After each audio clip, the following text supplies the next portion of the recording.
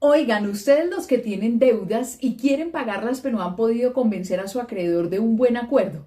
Ustedes los deudores morosos que no sean comerciantes, es decir, que no tengan un registro mercantil ni una sociedad, sino que sus ingresos sean producto de sus oficios y de sus profesiones independientes. ¿Quieren saber cómo negociar para que los intereses no les crezcan más? Pues esta información es para ustedes. Les voy a contar cómo Claudio Martínez inició con nosotros un proceso de insolvencia de persona natural no comerciante. Claudio es un reconocido contador en su campo, pero se encontraba en una situación muy delicada a nivel financiero porque hizo múltiples negocios y perdió en todos. Entonces tuvo que entrar en un estado de cesación de pagos con sus compromisos. Él tenía obligaciones con familiares, con bancos, con trabajadores, con amigos que le habían prestado dinero, hipotecas, prendas, de todo tenía.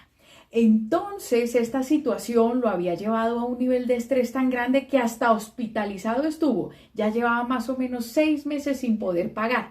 Además, las llamadas de cobro no cesaban y él intentaba hacer acuerdos, pero no le aceptaban ninguno.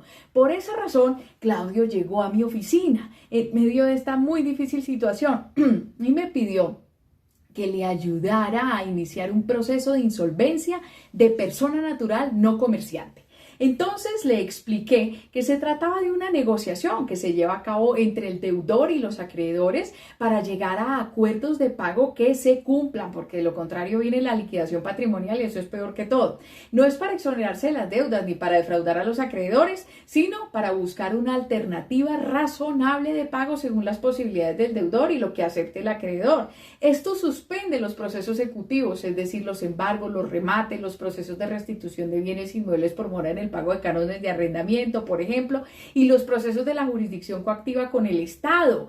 Entonces, esta suspensión implica que las diligencias relacionadas con los bienes bajo el título del deudor quedan en espera hasta resolver la negociación.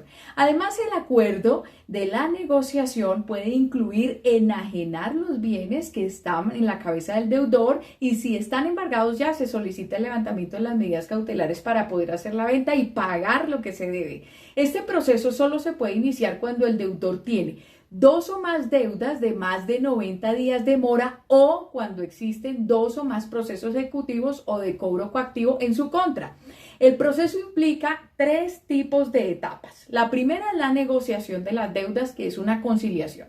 La segunda, en el marco de la conciliación, la convalidación de los acuerdos y la tercera, si no hay conciliación, liquidación patrimonial. ¿Qué me tiene que traer Claudio?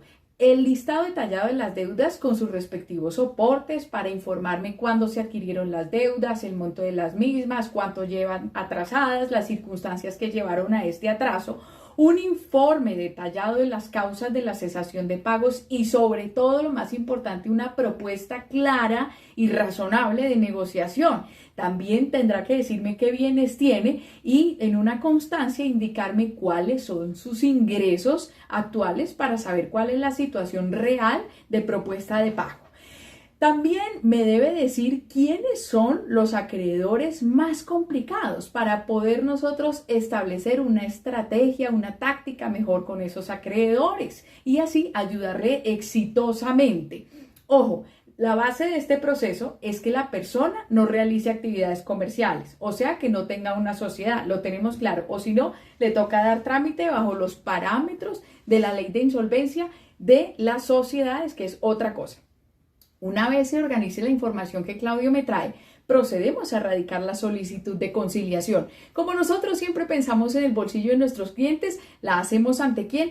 Ante la Procuraduría General de la Nación, que desde el año pasado conoce estas conciliaciones o a preferencia del cliente lo podemos hacer en una notaría o en un centro de conciliación donde diga el cliente. Una vez que se acepta la solicitud de insolvencia, el centro de conciliación cuenta con unos términos: 20 días para fijar la fecha de la audiencia de negociación y 60 días para la aceptación y finalización del acuerdo o proceso de negociación de deudas que inicialmente tiene la participación, por supuesto, del acreedor o de los acreedores. Tienen que estar mínimo el 50% de los valores de los capitales adeudados, reunidos ya sea en 10, en 15, en 20, en 3 acreedores, como sea. Entonces, cuando se acepte el acuerdo, el deudor debe comenzar a pagar. Si no hay acuerdo, decimos que procede la liquidación patrimonial, que es como ya se denunciaron los bienes que tiene el deudor, pues estos bienes van a pasar prácticamente con un proceso, obviamente a un remate para el pago de la deuda de los acreedores. Entonces fíjense que iniciar esto se hace de buena fe, con muy buena voluntad, pero no se inicia para incumplirlo, porque si no el problema sería mayor al que teníamos antes de empezarlo. Si usted necesita una asesoría, un diagnóstico, un análisis para iniciar este tipo de procedimientos sobre su caso, recuerde que también podemos hacerlo mediante acuerdo privado, pero eso ya implica que usted habló con su acreedor y que están, o sus acreedores, y que están de acuerdo en hacerlo así para después refrendarlo ante el centro de conciliación. Pero en cualquier caso, escríbame, llámeme. Soy Camila Moreno, su abogada en casa, y estamos en total disposición de ayudarlo a regularizar su cartera. Que estén muy bien.